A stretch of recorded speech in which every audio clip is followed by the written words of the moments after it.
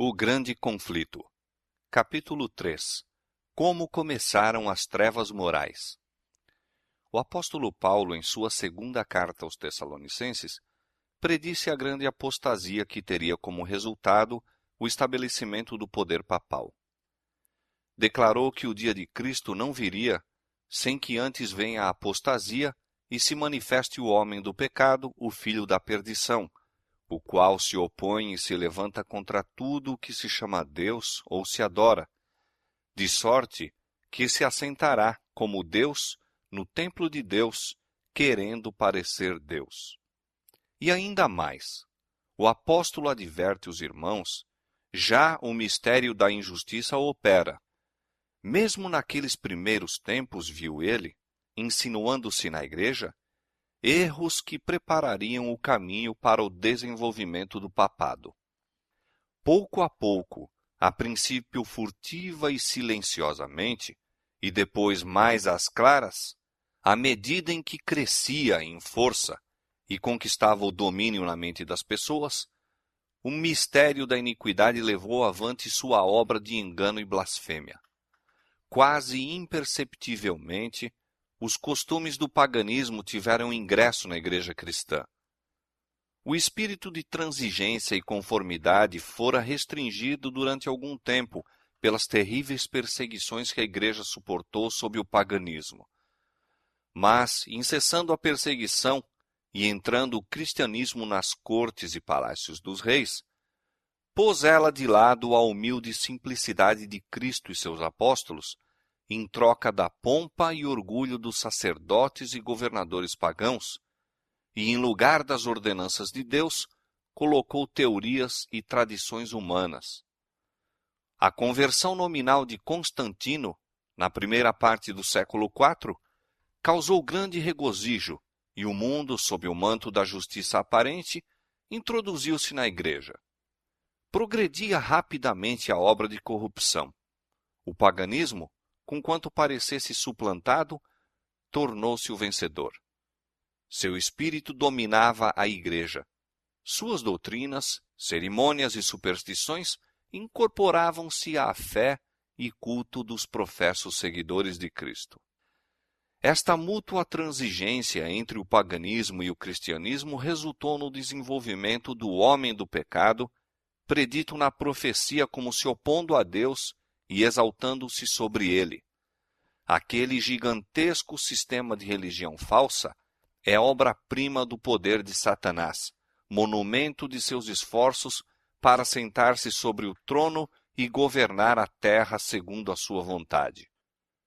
Uma vez Satanás se esforçou por estabelecer um compromisso mútuo com Cristo. Chegando-se ao Filho de Deus no deserto da tentação, e mostrando-lhe todos os reinos do mundo e a glória dos mesmos, ofereceu-se a entregar tudo em suas mãos se tão somente reconhecesse a supremacia do príncipe das trevas. Cristo repreendeu o pretensioso tentador e obrigou-o a retirar-se. Mas Satanás obtém maior êxito em apresentar ao homem as mesmas tentações. Para conseguir proveitos e honras humanas, a igreja foi levada a buscar o favor e apoio dos grandes homens da terra, e, havendo assim rejeitado a Cristo, foi induzida a prestar obediência ao representante de Satanás, o bispo de Roma. Uma das principais doutrinas do catolicismo é que o Papa é a cabeça visível da Igreja Universal de Cristo, investido de autoridade suprema sobre os bispos e pastores em todas as partes do mundo. Mais do que isto, tem-se dado ao Papa os próprios títulos da divindade. Tem sido intitulado Senhor Deus o Papa e foi declarado infalível. Exige ele a homenagem de todos os homens. A mesma pretensão em que insistia Satanás no deserto da tentação, ele ainda a encarece mediante a Igreja de Roma, e enorme número de pessoas estão prontas para render-lhe homenagem. Mas os que temem e reverenciam a Deus enfrentam esta audaciosa presunção do mesmo modo por que Cristo enfrentou as solicitações do insidioso adversário. Adorarás ao Senhor teu Deus, e a Ele somente servirás.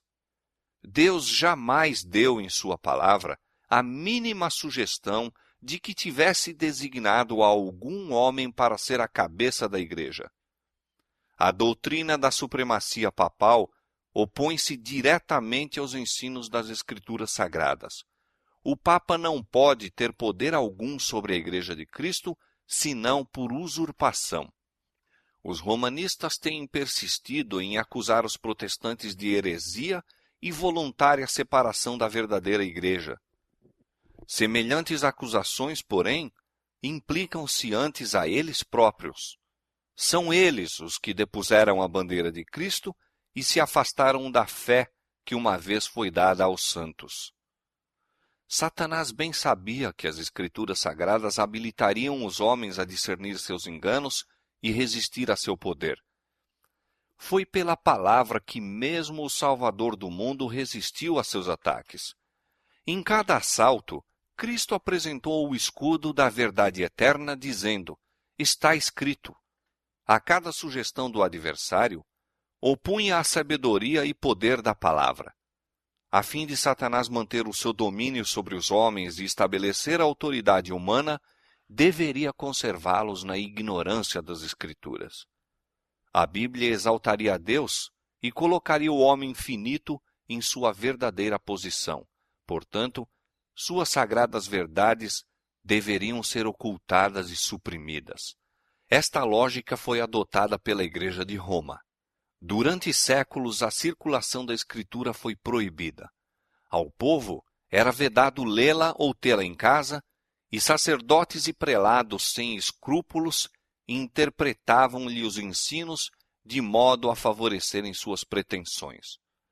Assim, o chefe da igreja veio a ser quase universalmente reconhecido como o vigário de Deus na terra, dotado de autoridade sobre a igreja e o Estado. Suprimido o revelador erro, agiu Satanás à vontade. A profecia declarara que o papado havia de cuidar em mudar os tempos e a lei. Daniel 7:25. Para cumprir esta obra não foi vagaroso. A fim de proporcionar aos conversos do paganismo uma substituição à adoração de ídolos e promover assim sua aceitação nominal do cristianismo, foi gradualmente introduzida no culto cristão a adoração das imagens e relíquias. O decreto de um concílio geral estabeleceu, por fim, este sistema de idolatria. Para completar a obra sacrílega, Roma pretendeu eliminar da lei de Deus o segundo mandamento, que proíbe o culto das imagens, e dividir o 10º mandamento a fim de conservar o número deles. Este espírito de concessão ao paganismo abriu caminho para desrespeito ainda maior da autoridade do céu.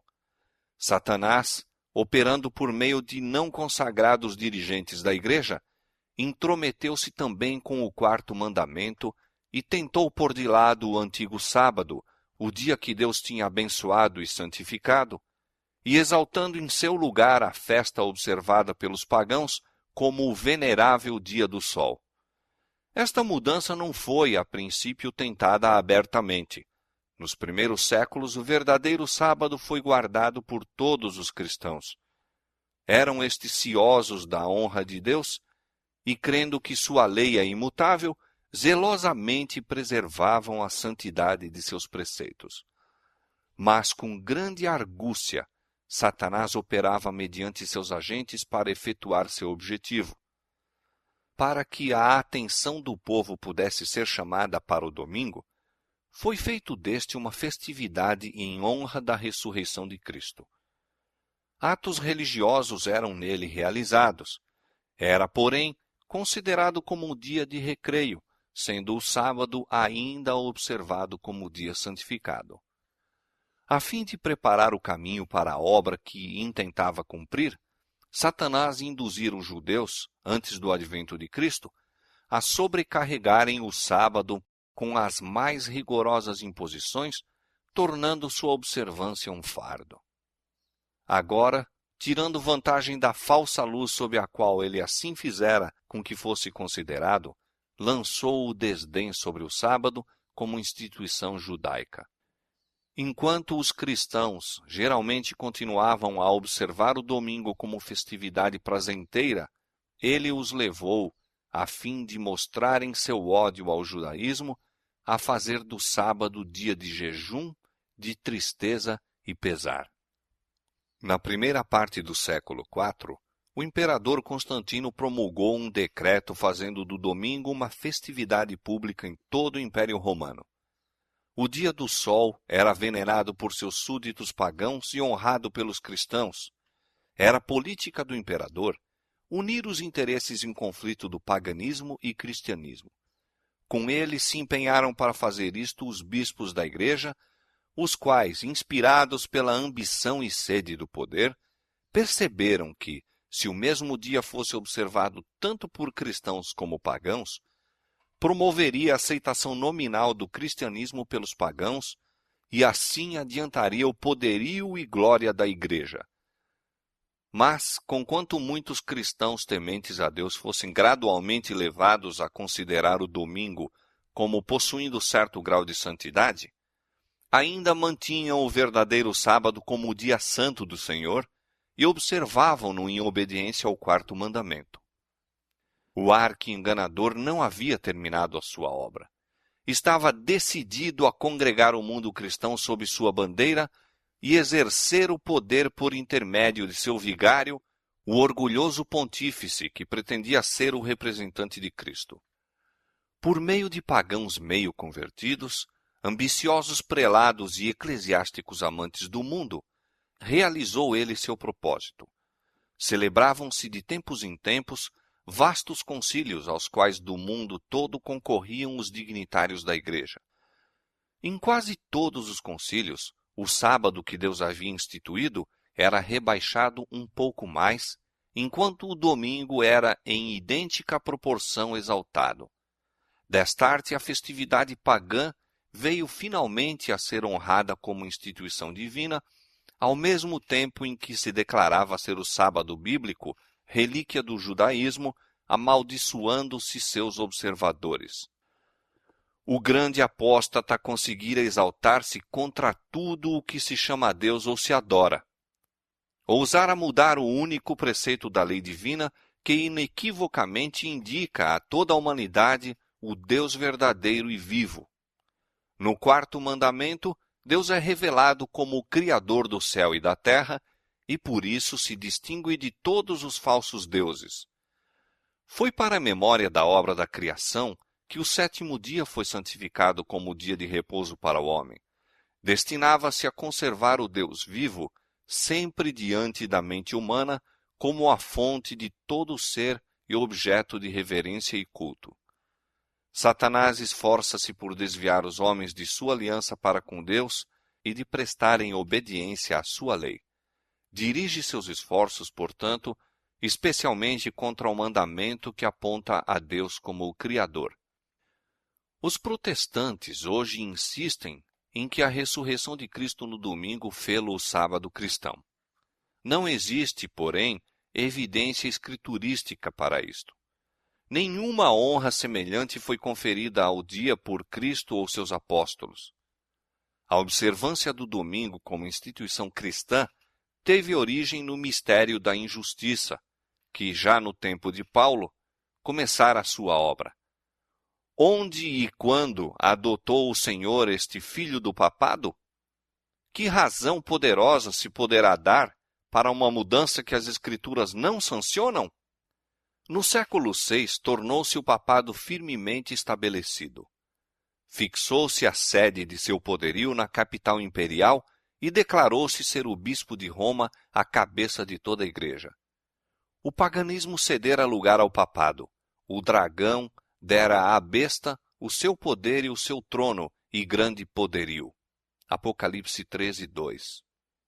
E começaram então os 1260 anos da opressão papal, preditos nas profecias de Daniel, capítulo 7, 25, e Apocalipse, capítulo 13, versos 5 a 7.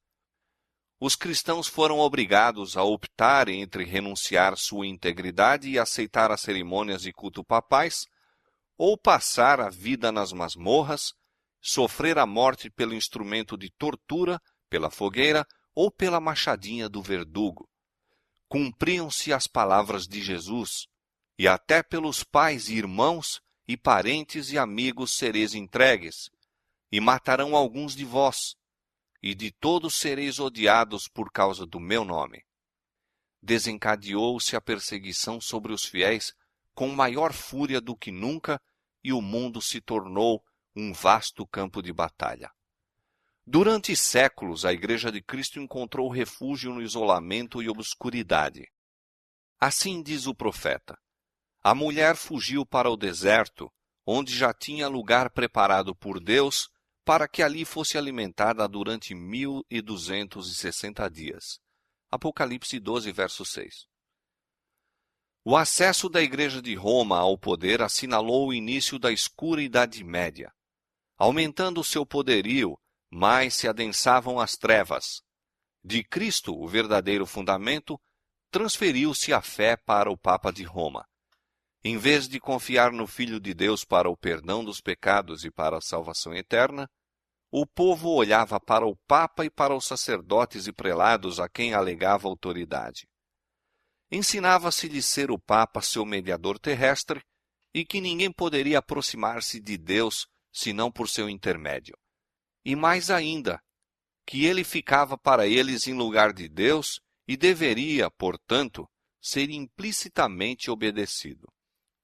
Esquivar-se de suas disposições era motivo suficiente para se infligir a mais severa punição ao corpo e alma dos delinquentes. Assim, a mente do povo desviava-se de Deus para homens falíveis e cruéis, e mais ainda, para o próprio príncipe das trevas, que por meio deles exercia o seu poder. O pecado se disfarçava sob o manto de santidade. Quando as Escrituras são suprimidas e o homem vem a considerar-se supremo, só podemos esperar fraudes, engano e aviltante iniquidade.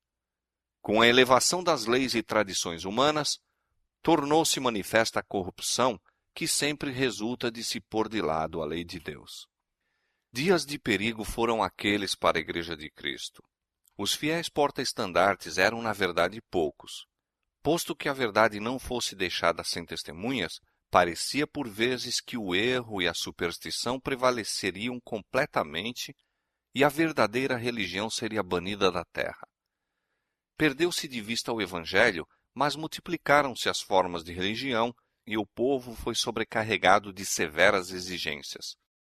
Ensinava-se-lhes não somente a considerar o Papa como seu mediador, mas a confiar em suas próprias obras para expiação do pecado.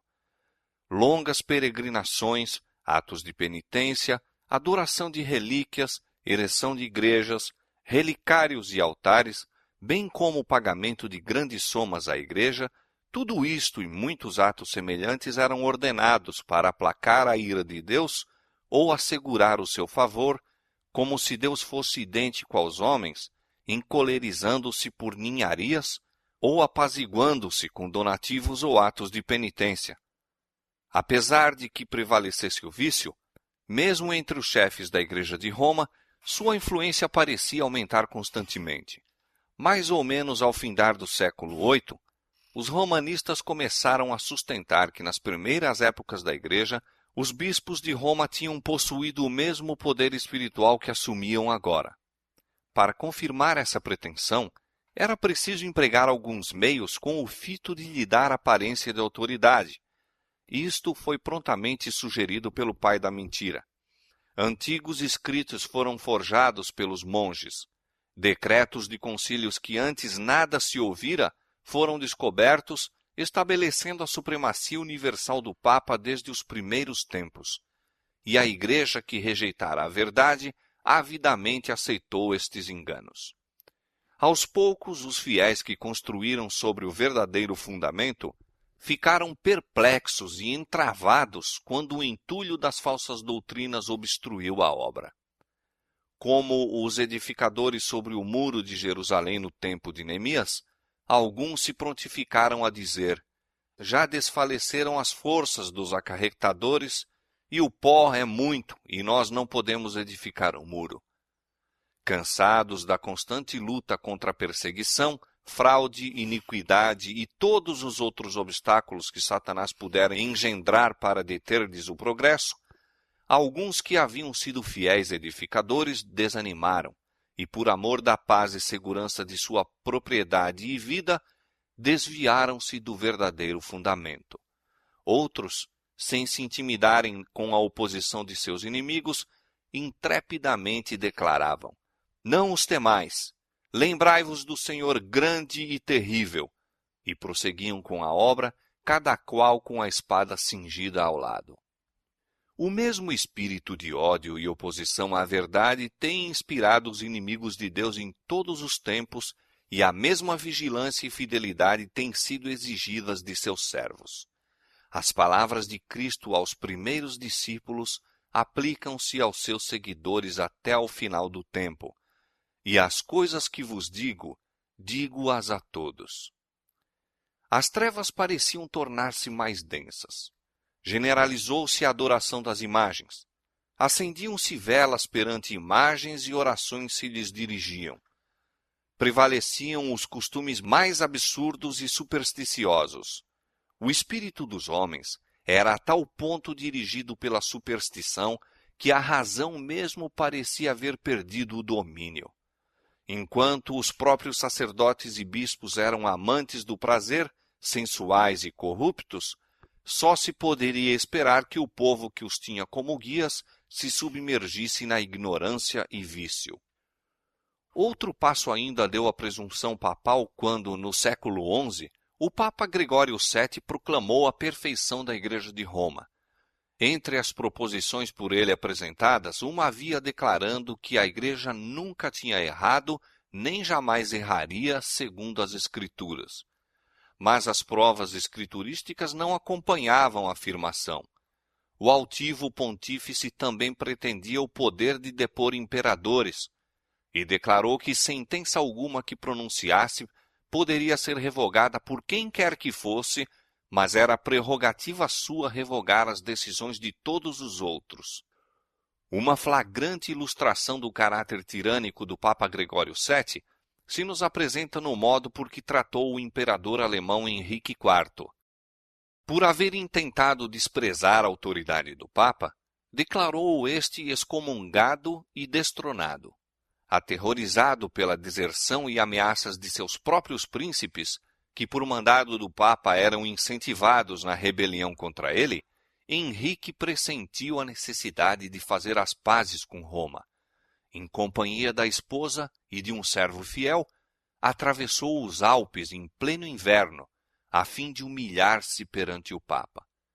Chegando ao castelo para onde Gregório se retirara, foi conduzido, sem seus guardas, a um pátio externo e ali, no rigoroso frio do inverno, com a cabeça descoberta, descalço e miseravelmente vestido, esperou a permissão do Papa a fim de ir à sua presença. O pontífice não se dignou de conceder-lhe perdão, senão depois de haver ele permanecido 3 dias jejuando e fazendo confissão. Isso mesmo, apenas com a condição de que o imperador esperasse a sanção do Papa antes de reassumir as insígnias ou exercer o poder da realeza. E Gregório, envaidecido com seu triunfo, jactava-se de que era seu dever abater o orgulho dos reis. Quão notável é o contraste entre o orgulho deste altivo pontífice e a mansidão e suavidade de Cristo, que representa a si mesmo à porta do coração a rogar que seja lhe admitido, a fim de poder entrar para levar perdão e paz, e que ensinou a seus discípulos: qualquer que entre vós quiser ser o primeiro, seja vosso servo. Os séculos que se seguiram testemunharam aumento constante de erros nas doutrinas emanadas de Roma. Mesmo antes do estabelecimento do papado, os ensinos dos filósofos pagãos haviam recebido atenção e exercido influência na Igreja. Muitos que se diziam conversos ainda se apegavam aos dogmas de sua filosofia pagã E não somente continuaram no estudo desta, mas encareciam-no a outros como o meio de estenderem sua influência entre os pagãos. Erros graves foram assim introduzidos na fé cristã. Destaca-se, entre outros, o da crença na imortalidade natural do homem e sua consciência na morte. Esta doutrina lançou o fundamento sobre o qual Roma estabeleceu a invocação dos santos e a adoração da Virgem Maria.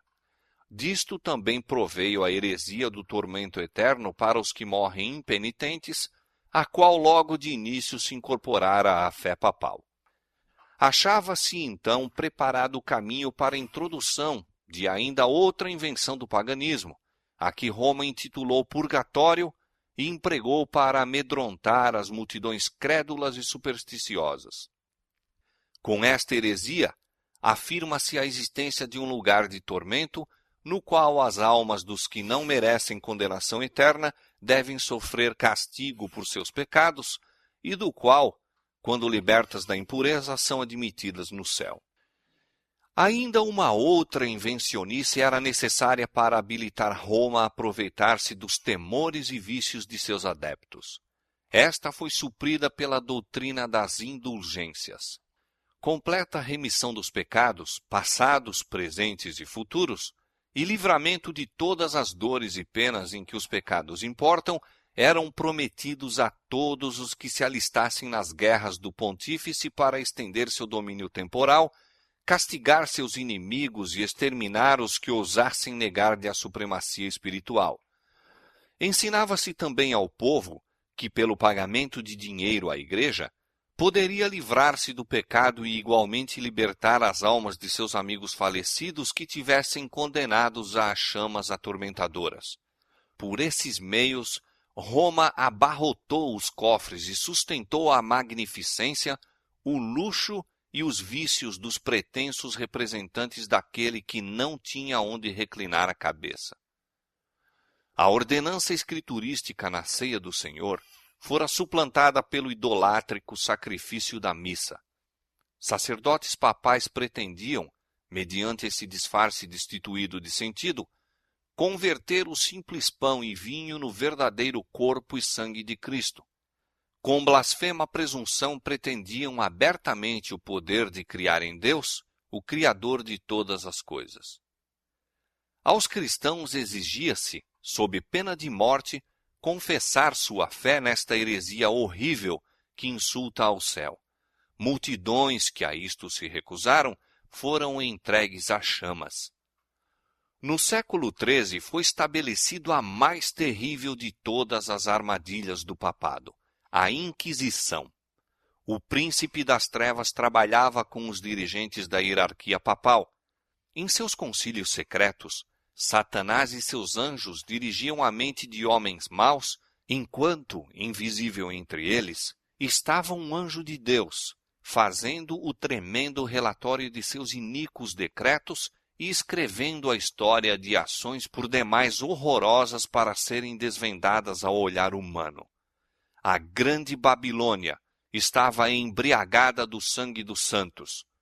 Os corpos mutilados de milhões de mártires pediam vingança a Deus contra o poder apóstata. O papado se tornou o déspota do mundo. Reis e imperadores curvavam-se aos decretos do pontífice romano. O destino dos homens, tanto temporal como eterno, parecia estar sob seu domínio. Durante séculos, as doutrinas de Roma tinham sido extensa e implicitamente recebidas, seus ritos reverentemente praticados, suas festas geralmente observadas. Seu clero era honrado e liberalmente mantido.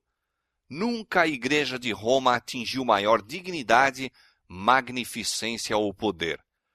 Mas o meio-dia do papado foi a meia-noite do mundo. As Sagradas Escrituras eram quase desconhecidas, não somente pelo povo, mas pelos sacerdotes. Como os fariseus de outrora, os dirigentes papais odiavam a luz que revelaria os seus pecados. Removida a lei de Deus, a norma de justiça, exerciam eles poder sem limites e praticavam os vícios sem restrições. Prevaleciam a fraude, a avareza, a libertinagem. Os homens não recuavam de crime algum pelo qual pudessem adquirir riqueza ou posição. Os palácios dos papas e prelados eram cenários da mais vil devassidão. Alguns dos pontífices reinantes eram acusados de crimes tão revoltantes que os governadores seculares se esforçavam por depor esses dignitários da igreja como monstros demasiado vis para serem tolerados. Durante séculos, a Europa não fez progresso no saber, nas artes ou na civilização. Uma paralisia moral e intelectual caíra sobre a cristandade. A condição do mundo sob o poder romano apresentava o cumprimento terrível e surpreendente das palavras do profeta Oséias. O meu povo foi destruído porque lhe faltou o conhecimento. Porque tu rejeitaste o conhecimento, também eu te rejeitarei, visto que te esqueceste da lei do teu Deus, também me esquecerei de teus filhos. Não há verdade, nem benignidade, nem conhecimento de Deus na terra. Só prevalecem o perjurar e o mentir, e o matar e o furtar, e o adulterar, e há homicídios sobre homicídios. Foram estes os resultados do banimento da palavra de Deus.